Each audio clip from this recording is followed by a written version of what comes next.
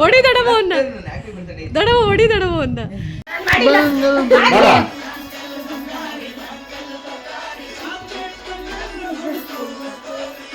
ನಮಗೆಲ್ಲ ಗೊತ್ತಾಗೋಯ್ತು. ಹಾಯ್ ಎಲ್ರಿಗೂ ನಮಸ್ಕಾರ, welcome to my YouTube channel.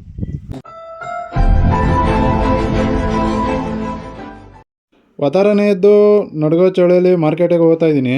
ಏನಪ್ಪ ಅಂತಂದರೆ ಡೆಕೋರೇಷನ್ಗೆ ಹೋಗಬೇಕಾಗಿತ್ತು. ಇದೇನು ವಿಶೇಷ ಅಂತಂದರೆ ನಮ್ಮ ತಂಗಿ ಅಂದರೆ ನಮ್ಮ ಮಾವನ ಮಗನ ಹೆಂಡ್ತಿದು ಸೀಮಂತ ಕಾರ್ಯಕ್ರಮ ಇತ್ತು. ಯಾಕೆಂದರೆ ನನ್ನ ಇದ್ದಕ್ಕಿದ್ದಂಗೆ ಸಡನ್ನಾಗಿ ಪ್ಲ್ಯಾನ್ ಆಯಿತು. ರಾತ್ರಿ ನಮ್ಮ ಅತ್ತೆ ಇದ್ಕೊಂಡು ನೀನೇ ಡೆಕೋರೇಷನ್ ಮಾಡಬೇಕು ಅಂತಂದರು. ಅಂದರೆ ನಾನೇನು ಪ್ರೊಫೆಷ್ನಲ್ಲು ಡೆಕೋರೇಟರ್ ಅಲ್ಲ, ಮನೆ ಮಟ್ಟಿಗೆ ಯಾವುದೋ ಸಣ್ಣ ಪುಟ್ಟ ಪ್ರೋಗ್ರಾಮ್ ಆದಾಗ ಮಾತ್ರ ನಾವು ಡೆಕೋರೇಷನ್ ಸಣ್ಣ ಪುಟ್ಟ ಮಾಡಿಕೊಡ್ತೀನಿ. ಆಯಿತು ಅಂತ ಹೆಂಗಿದ್ರು 12 ಗಂಟೆಗೆ ಕುಣಿಸೋದು, ನಿಧಾನಕ್ಕೆ ಹೋಗಿ ಡೆಕೋರೇಷನ್ ಮಾಡ್ಬೋದು, 8 ಗಂಟೆಗೆ ಎದ್ದೇಳ್ಬೋದು ಬೆಳಗ್ಗೆ ಅಂದ್ಬಿಟ್ಟು ಆರಾಮಾಗಿ ಮಲ್ಕೊಂಡಿದ್ದೆ. ನೋಡಿದ್ರೆ ಬೆಳಗ್ಗೆನೇ 6 ಗಂಟೆಗೆ ನಮ್ಮ ಅಜ್ಜಂತೆ ಫೋನ್ ಮಾಡಿ ಸುಪ್ರಭಾತ ಹಾಕಿದ್ಲು. ಇದಾದಮೇಲೆ ನಾನು ಮಾರ್ಕೆಟ್ಗೆ ಹೂವು ತರೋಕೆ ಹೋಗಿ ಮಾರ್ಕೆಟಲ್ಲಿಂದ ಹೂವು ತಗೊಂಬಂದು ಮನೆಗೆ ಬಂದೆ. ಯಾಕಂದರೆ ಮೊದಲೇ ನಾನು ಹೇಳಿದ್ದೆ ಮನೆಯಲ್ಲಿ ಎಲ್ಲರೂ ರೆಡಿಯಾಗಿರಿ ಹೋಗೋಣ ಅಂತ. ಸರಿ ಆಯಿತು ಅಂದ್ಬಿಟ್ಟು ಬಂದು ಮನೆಯಲ್ಲೆಲ್ಲ ನಾವು ರೆಡಿಯಾಗಿ ಮತ್ತೆ ಹೊರಟ್ವಿ ಸೋಲೂರು ಕಡೆಗೆ. ನಾವು ಬಂದು ಸೋಲೂರಿಗೆ ಇಳಿದಿದ ತಕ್ಷಣ ನನ್ನ ತಮ್ಮ ಸರಿ ಆಯಿತು ಅಂತ ಸ್ಕ್ರೀನ್ ಬಟ್ಟೆಗಳಿದ್ವು, ಸ್ಕ್ರೀನ್ ಬಟ್ಟೆಗಳನ್ನ ಎತ್ಕೊಂಡು ಟೆರೆಸ್ ಮೇಲೆ ಹೊರಟ್ವಿ. ಯಾಕೆಂದರೆ ಇಲ್ಲೇ ಕುಣ್ಸೋಣ, ಇಲ್ಲಿ ಕೆಳಗಡೆ ಊಟಕ್ಕೆಲ್ಲ ಅರೇಂಜ್ ಮಾಡ್ಕೊಳ್ಳೋಣ, ಮೇಲೆ ಕುಣ್ಸೋದಕ್ಕೆ ಬರೋದಕ್ಕೆ ಹೋಗೋದಕ್ಕೆ ಸರಿ ಹೋಗುತ್ತೆ ಅಂತಂದರು. ಸರಿ ಆಯಿತು ಅಂದ್ಬಿಟ್ಟು ನಾವು ಸ್ಕ್ರೀನ್ ಬಟ್ಟೆ ರೆಡಿ ಮಾಡಿಕೊಂಡು ಸ್ಕ್ರೀನ್ ಬಟ್ಟೆ ಕಟ್ಟೋದಕ್ಕೆ ಮಳೆ ಹೊಡೋದಕ್ಕೆ ಸುತ್ತಿಗೆ ಇಸ್ಕೊಂಡ್ರೆ ಮಳೆ ಹೊಡೆದಿದ್ದಾದ್ಮೇಲೆ ಈ ನನ್ನ ಮಗ ನೋಡಿದ್ರೆ ಸುತ್ತಿಗೆ ತೊಗೊಂಡೋಗಿ ಬಿಲ್ಡಿಂಗ್ನ ದಬ್ಬಾಕೋತವನೆ. ನಮ್ಮ ಮಂಜತ್ತೆ ಅಂತ ನೋಡಿದ್ರೆ ಇವತ್ತು ಅವನ ಕತೆ ಮುಗೀತು. ಸರಿ ಆಯಿತು ಅಂದ್ಬಿಟ್ಟು ಸ್ಕ್ರೀನ್ ಬಟ್ಟೆ ಎಲ್ಲ ಸೆಟಪ್ ಮಾಡ್ಕೊಂಡ್ವಿ. ಸ್ಕ್ರೀನ್ ಬಟ್ಟೆ ಸೆಟಪ್ ಮಾಡ್ಕೊಂಡು ಆಮೇಲೆ ಏನು ಡೆಕೋರೇಷನ್ ಸ್ಟಾರ್ಟ್ ಮಾಡಬೇಕೇ ಅಲ್ವಾ, ಅದಕ್ಕೋಸ್ಕರ ನಾನು ನಮ್ಮ ಹುಲಿ ಸಪೋರ್ಟ್ ತೊಗೊಂಡೆ. ನಮ್ಮ ಹುಲಿ ನೋಡಿದ್ರೆ ಯಾವ ರೇಂಜಿಗೆ ಅಳತೆ ಇಕ್ತಾವನಂತಂದರೆ ಸ್ಕೇಲ್ ಹಿಡ್ಕೊಂಡು ಗೀರ್ ಹಾಕಿದ್ರೂ ಅಷ್ಟು ನೇರ ಬರೋಲ್ಲ, ಆ ರೇಂಜಿಗೆ ಕೈ ಹೇಳ್ತಲೇ ಹೇಳ್ತಾವನೆ ಅವನು. ಹೂವನ್ನು ನೋಡಿದ್ರೆ ನಾನು ಕಮ್ಮಿನೇ ತಂದಿದ್ದೆ, ಯಾಕಂತಂದರೆ ನಾವು ಹೋಗೋ ಟೈಮಿಗೆ ಆಲ್ಮೋಸ್ಟ್ ಎಲ್ಲ ಸೇಲ್ ಆಗಿತ್ತು. ಆದರೂ 2-3 ಕಡೆ ಹುಡುಕ್ಲಾಡದೆ ಸಿಗಲಿಲ್ಲ. ಸರಿ ಆಯಿತು ಅಂದ್ಬಿಟ್ಟು ಇರೋದ್ರಲ್ಲೇ ನಾವು ಅರೇಂಜ್ ಮಾಡೋಣ ಅಂದ್ಬಿಟ್ಟು ಮಾಡ್ತಾಯಿದ್ವಿ. ಸಿಂಪಲಾಗಿ ಡೆಕೋರೇಷನ್ ಮಾಡ್ತೀನಿ ಅಂತ ಹೋದ್ರೂ 1-1.5 ಅವರ್ ಟೈಮ್ ತಗೊಂತು. ಸರಿ ಆಯಿತು ಅಂದ್ಬಿಟ್ಟು ಇನ್ನೇನು ಡೆಕೋರೇಷನ್ ಎಲ್ಲ ಕಂಪ್ಲೀಟ್ ಆಗ್ತಾ ಬಂತು. ಅದಾದಮೇಲೆ ನೋಡಿದ್ರೆ ನಮ್ಮ ಹುಲಿ ಹೂವು ಬೀಳದೇ ಇರೋ ಥರ ಗಂಟಾಕು ಅಂತಂದರೆ ಅವನೇ ಬೀಳಿಸ್ಕೊಂಡು ಗಂಟಾಕತ್ತವನೆ. ಕತ್ರಿ ಹುಡುಕಿದೆ ಮಗು, ತಗೊಳ್ಳಿ.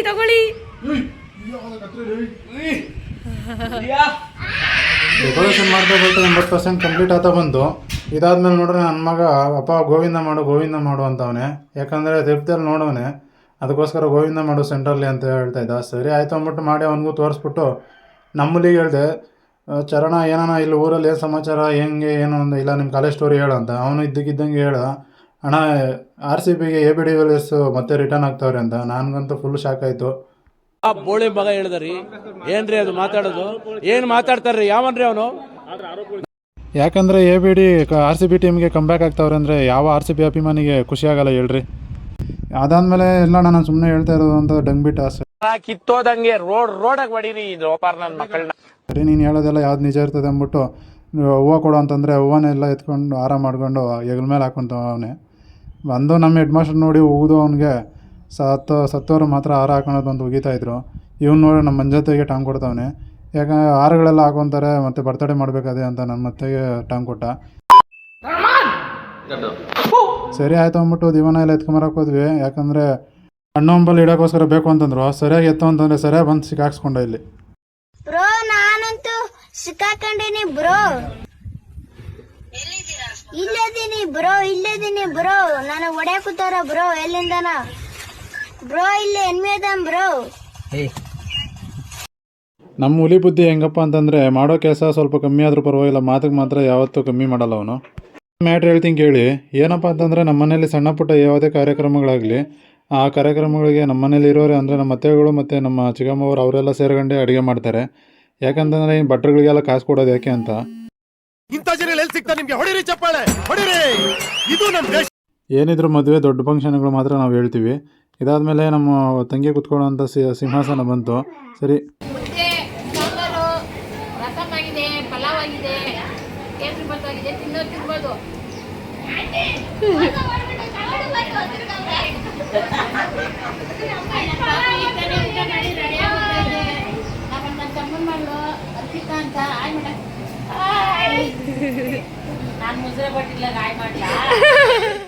ಅಂತೂ ಇಂತೂ ಸಿಂಪಲ್ಲಾಗಿ ಮಾಡಿರೋ ಡೆಕೋರೇಷನ್ನು ರೆಡಿ ಆಗಿದೆ.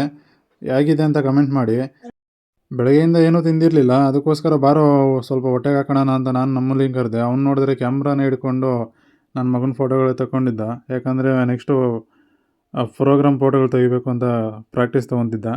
ಸರಿ ಆಯಿತು ಅಂದ್ಬಿಟ್ಟು ನಾವು ಸ್ವಲ್ಪ ಊಟ ತಿನ್ಕೊಂಡು ರೆಡಿಯಾಗಿ ಮೇಲೆಗೆ ಬಂದರೆ ಫಂಕ್ಷನ್ ಆಲ್ರೆಡಿ ಸ್ಟಾರ್ಟ್ ಆಗಿತ್ತು.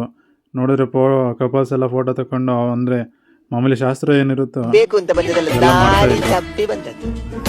ಹೋಗ್ಲಿಕ್ಕೆ ಮನಸ್ಸುಂಟು.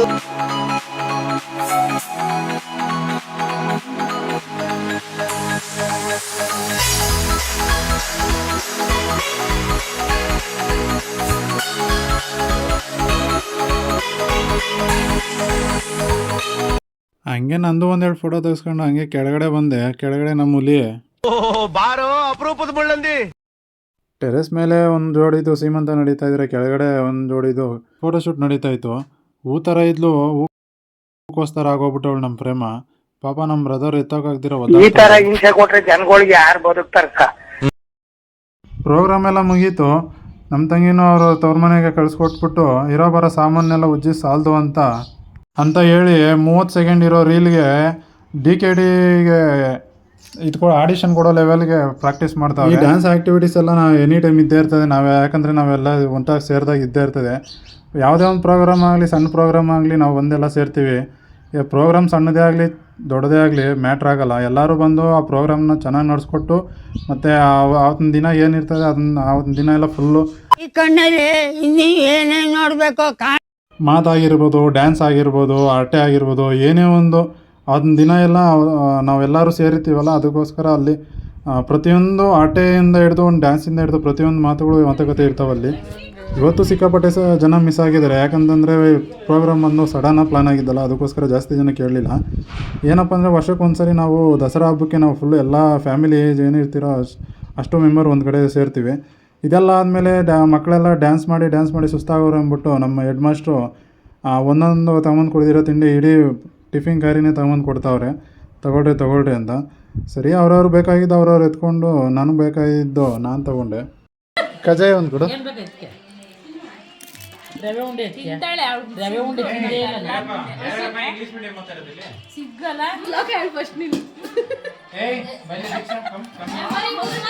ಮೊರಿನ್ ಕೊರಿ ಅವನು ಇಂಗ್ಲೀಷ್ ಮೀಡಿಯಮ್. ಅವನು ABCD ಎಲ್ಲ ಹೇಳ್ತಾನೆ ಅವನು. ಎಲ್ಲ ಆದಮೇಲೆ ಎಲ್ಲರೂ ಅವರ ಮಾತುಕತೆ ಮತ್ತು ಹರಟೆಯಲ್ಲೇ ಬ್ಯುಸಿ ಆದರೆ, ನಮ್ಮ ಮೌರಿನ ನೋಡಿದ್ರೆ ಅವನದೇ ಆದ ಲೋಕದಲ್ಲಿ ಮುಳುಗೋಗ್ಬಿಟ್ಟವನೆ. ಸಿಕ್ಕಿದ್ದೆ ಚಾನ್ಸು ಇದೇ ಟೈಮಲ್ಲಿ ಅಂದ್ಬಿಟ್ಟು ಅವ್ರ ಅಮ್ಮನ ಫೋನ್ ಎತ್ಕೊಂಡು ಕೂತ್ಕೊಂಡ್ಬಿಟ್ಟವನೆ ಬಾಕ್ಲು ಮುಂದೆ. ಇವನು ನಮ್ಮ ಮಗನೂ ಸಿಕ್ಕಿದ್ದೆ ಚಾನ್ಸು ಅಂದ್ಬಿಟ್ಟು ಅವ್ನು ಪಕ್ಕದಲ್ಲಿ ಹೋಗಿ ಕೂತ್ಕೊಂಡು ನೋಡ್ತಾವ್ರೆ. ಇವನು ಅಂದ್ರೆ ಫೋನ್ ಕಿತ್ಕೊಂಡ್ರೆ ಆಗಲಿ ಇಲ್ಲ ಏನೇ ಒಂದಾಗಲಿ ಹಠ ಮಾಡ್ಬೇಕಂದ್ರೆ ಯಾವ ರೇಂಜಿಗೆ ಅವನು ಹಠ ಮಾಡ್ತಾನೆ ಅಂತಂದರೆ, ಸುತ್ತಮುತ್ತ ಇರೋರು ಅವ್ನು ಅಳು ಕೇಳಿಸ್ಕೊಳಕ್ಕಾಗ್ದಿರೇ ಕೊಡಿಸ್ಬಿಡ್ಬೇಕು, ಆ ಲೆವೆಲ್ಗೆ ಅವ್ನು ಹಠ ಮಾಡ್ತಾನೆ. ಇದೆಲ್ಲ ಆದಮೇಲೆ ದೇವಸ್ಥಾನಕ್ಕೆ ಹೋಗ್ಬೇಕು ಅಂತ ಮೊದಲೇ ಪ್ಲಾನ್ ಆಗಿತ್ತು. ಇವ್ರು ನೋಡಿದ್ರೆ ಒಳಗಡೆ ಏನಾದ್ರು ಕೆಲಸ ಹೇಳ್ತಾರೆ ಅಂದ್ಬಿಟ್ಟು ಹೆಣ್ಮಕ್ಳು ಈಚೆ ಬಂದು ಹಠ ಮಾಡ್ತಾವ್ರೆ. ಇವನ್ನೆಲ್ಲ ನೋಡಿದ್ರೆ ಒಂದು ಕಡೆ ಖುಷಿ ಆಗುತ್ತೆ. ಏನಪ್ಪ ಅಂತಂದರೆ, ಈಗಿನ ಕಾಲದ ಮಕ್ಕಳು ಎಲ್ಲ ಮಕ್ಕಳು ಫೋನ್ ಹಿಡ್ಕೊಂಡು ಯಾವಾಗಲೂ ಫೋನಲ್ಲೇ ಮುಳುಗೋಗ್ತಾರೆ. ಪರವಾಗಿಲ್ಲ, ಇವ್ರು ನೋಡಿದ್ರೆ ಆ್ಯಕ್ಟಿವಿಟೀಸ್ ಆಗ್ತಾವ್ರೆ ಅಂತ ಒಂದು ಸ್ವಲ್ಪ ಖುಷಿ ಆಯಿತು. ಸರಿ, ಇದೆಲ್ಲ ಆದಮೇಲೆ ನಮ್ಮ ತಾತನ ಮಾತಾಡಿಸ್ಬೇಕಿತ್ತು. ನಮ್ಮ ತಾತನ ಮಾತಾಡ್ಸೋಕೆ ಹೋದರೆ ಇಲ್ಲಿ ಕುಸ್ತಿ ನಡೀತಾ ಇದೆ. ಏನಪ್ಪ ವಿಷಯ ಅಂತಂದರೆ, ನಮ್ಮ ತಾತನ 100 ಹತ್ತತ್ರ ಹೋಗ್ತಾ ಇದ್ದಾರೆ, ಅಂದರೆ 100 ವರ್ಷ ಹತ್ತತ್ರ ಹೋಗ್ತಾ ಇದ್ದಾರೆ. ಇವ್ನು ನೋಡಿ ನಮ್ಮ ಮಾರುತಿ ಇನ್ನೂ 30 ವರ್ಷವೂ ಆಗಿಲ್ಲ. ನಮ್ಮ ತಾತನಿಗಿರೋ ಬಲ ನಮ್ಮ ಮಾರುತಿಗಿಲ್ಲ ನೋಡಿ. ಅಷ್ಟು ಡಿಪೆಂಡ್ ಕೊಡ್ತಾವೆ ನಮ್ಮ ತಾತ. ಯಾಕಂದರೆ ಆಗಿನ ಕಾಲದಲ್ಲಿ ಊಟ ಹಂಗಿತ್ತು. ನಾವೆಲ್ಲ ಅವಾಗ್ಲೇ ಹಂಗೆ, ಇವಾಗ ಕೇಳ್ಬೇಕಾ? ಸರಿ ಆಯಿತು ಅಂತ ಹೇಳಿ ನಾನು ಮಕ್ಕಳನ್ನೆಲ್ಲ ಸ್ವಲ್ಪ ಗೋಳೆ ಇಕ್ಕೊಳ್ಳೋಣ ಅಂದ್ಬಿಟ್ಟು ಆಚೆ ಬಂದೆ ನೋಡ್ರಿ ಯಾವುದೋ ಒಂದು ಲೇಸ್ ಪ್ಯಾಕೆಟ್ ಬಿದ್ದಿತ್ತು. ಆ ಲೇಸ್ ಪ್ಯಾಕೆಟ್ ಎತ್ಕೊಂಡು ಕೈಯಲ್ಲಿ ಹಿಡ್ಕೊಂಡು, ಎಲ್ಲರೂ ಡ್ಯಾನ್ಸ್ ಆಡ್ರಿ ಇಲ್ಲ ರೈಮ್ಸ್ ಏನಾನ ಹೇಳ್ರಿ ಅಂತಂದರೆ, ನಮ್ಮ ಮಕ್ಕಳಿಗೆ ಯಾವ್ದು ಈಸಿ ಇರ್ತದೆ ಅದು ಮಾಡೋಕೆ ಹೊರಟ್ರು. ಯಾಕಂದರೆ ಡ್ಯಾನ್ಸ್ ಮಾಡೋಕೆ ಹೊರಟ್ರು. ಇದನ್ನೆಲ್ಲ ನೋಡಿ ನಮ್ಮೊಬ್ಬಳು ಬುಡ್ರಿ, ಅವಳು ಗೊತ್ತಿರ್ತು ಖಾಲಿ ಪಾಕೆಟ್ ಅಂತ, ಆದರೂ ನೋಡೋಣ ಒಂದು ಕೈ ಅಂದ್ಬಿಟ್ಟು ಡ್ಯಾನ್ಸ್ ಮಾಡೋಕ್ಕೆ ಸ್ಟಾರ್ಟ್ ಮಾಡಿದ್ಲು. ಇದೆಲ್ಲ ಆದಮೇಲೆ ನಮ್ಮ ಮೌರ್ಯ ಸಾಹೇಬರು ಬಂದು ಕೊಡು ಅಂತಂದ, ಸ್ವಲ್ಪ ಡ್ಯಾನ್ಸ್ ಮಾಡಿಬಿಟ್ಟು. ಸರಿ ಆಯಿತು ಅಂದ್ಬಿಟ್ಟು ನಾನು ಕೊಡೋಣ ಅಂತ ಮೇಲೆ ಎತ್ತದೆ. ಮೇಲೆ ನೋಡಿದ್ರೆ ಖಾಲಿ ಪ್ಯಾಕೆಟ್ ಅಂತ ಗೊತ್ತಾಯ್ತು ಅವ್ರಿಗೆ. ಇದಾದಮೇಲೆ ನಮ್ಮ ಅವ್ರಿಗೆ ಬಂದು, ಚಿಕ್ಕಪ್ಪ ನೀನೆಲ್ಲ ಮೋಸ ಅಂತ ನನಗೆ ಹೇಳ್ತಾವನೆ. ಮೋಸ ಏನಿಲ್ಲ, ಸರಿ ಆಯಿತು ನಡಿ ಅಂದ್ಬಿಟ್ಟು ದೇವಸ್ಥಾನದ ಪ್ರಸಾದ ಕೊಡಿಸ್ತೀನಿ ಅಂದ್ಬಿಟ್ಟು ಅವ್ರನ್ನೆಲ್ಲ ಕರ್ಕೊಂಡು ಹೊರಟ್ವಿ. ಆದರೂ ತಿಂಡಿ ಕೊಡಿಸಿಲ್ಲ ಅಂದ್ಬಿಟ್ಟು ಮಕ್ಕಳು ಒಳಗಡೆ ಏನು ಅಂದ್ಕೊಂಡಿರ್ತಾರೋ. ಸರಿ ಆಯಿತು ಅಂದ್ಬಿಟ್ಟು ಎಲ್ಲರೂ ನಾವು ದೇವಸ್ಥಾನ ಕಡೆ ಹೊರಟ್ವಿ. ಊರೊಳಗಡೆ ಇರೋ 1 ಕಿಲೋಮೀಟ್ರಿಗೆ ನಮ್ಮ ಊರಿನೂ ಚಿಕ್ಕಪ್ಪ ನೀನು ಮುಂದೆ ಹೋಗು ಅಂದ್ಬಿಟ್ಟು ಯಾವ ರೇಂಜ್ಗೆ ಎಂಕರೇಜ್ ಕೊಡ್ತಾಯಿದ್ದೆ ಅಂದರೆ, ಚಿಕ್ಕ ವಯಸ್ಸಲ್ಲಿ ಈ ಥರ ಎಂಕರೇಜ್ ಕೊಟ್ಬಿಟ್ಟು ನಾನು ಇನ್ನೂ ಎಷ್ಟು ಕಪ್ಪುಗಳು ಗೆದ್ಬಿಡ್ತಿದ್ನು. ಇವರೇ ನೋಡಿ ನಮ್ಮ ಜಡೆ ಮುನೇಶ್ವರ ಸ್ವಾಮಿ. ಏನಪ್ಪ ಅಂತಂದರೆ ನಮ್ಮ ತಾತನ ಕಾಲದಿಂದನೂ ನಾವು ಇಲ್ಲಿ ಪೂಜೆ ತರಿಸ್ಕೊಂಬರ್ತಾಯಿದ್ದೀವಿ. ವರ್ಷಕ್ಕೊಂದ್ಸರಿ ನಮ್ಮ ಕುಟುಂಬಸ್ಥರು ಸೇರಿ ಇಲ್ಲಿ ಸೇರಿಕೊಂಡು ಕುರಿ ಆಗಿರ್ಬೋದು ಇಲ್ಲ ಕೋಳಿನೇ ಆಗಿರ್ಬೋದು, ಅವ್ರ ಹರಕೆ ಯಾವ ಥರ ಇರುತ್ತೆ ಆ ಥರ ಇಲ್ಲಿ ಅವ್ರ ಹರಕೆ ಈಡೇರಿಸ್ಕೊತಾರೆ. ವರ್ಷಕ್ಕೊಂದ್ಸರಿ ಅಲ್ಲೇ ನಾವು ಪ್ರಸಾದ ಅಂದ್ಬಿಟ್ಟು ಅನ್ನ ಗೊಜ್ಜು ನಾವು ಮಾಡ್ಕೊಂಡು ತಿನ್ಕೊಂಬರ್ತೀವಿ. ಆಲ್ಮೋಸ್ಟ್ ಹಳ್ಳಿ ಕಡೆ ಎಲ್ಲರೂ ವರ್ಷಕ್ಕೊಂದ್ಸರಿ ಮುನೇಶ್ವರ ಅಂತ ಮಾಡೇ ಮಾಡ್ತಾರೆ. ಇದು ಏನಪ್ಪ ಅಂತಂದರೆ ಮೊದಲು ಇದು ಗುಡಿ ಚಿಕ್ಕದಾಗಿತ್ತು. ಈಗೆಲ್ಲ ನಮ್ಮ ಕುಟುಂಬಸ್ಥರೆಲ್ಲ ಸೇರಿಕೊಂಡು ಜೀರ್ಣೋದ್ಧಾರ ಮಾಡೋಣ ಅಂದ್ಬಿಟ್ಟು ಸ್ವಲ್ಪ ದೊಡ್ಡದಾಗಿ ಕಟ್ಟಿ ಅದನ್ನು ಜೀರ್ಣೋದ್ಧಾರ ಮಾಡಿದ್ದಾರೆ. ಅದಕ್ಕೋಸ್ಕರ 48 ದಿನ ಏನಿರುತ್ತೆ ಪೂಜೆ ಡೈಲಿ ನಡೀತಾ ಇರುತ್ತೆ ಮತ್ತು ಭಜನೆ ಕಾರ್ಯಕ್ರಮನೂ ನಡೀತಾ ಇರ್ತದೆ. ಇದೆಲ್ಲ ಆದಮೇಲೆ ನಾವು ಮನೆ ಕಡೆ ಬಂದು ಮಲ್ಕೊಂಡ್ವಿ ಅಷ್ಟೇ.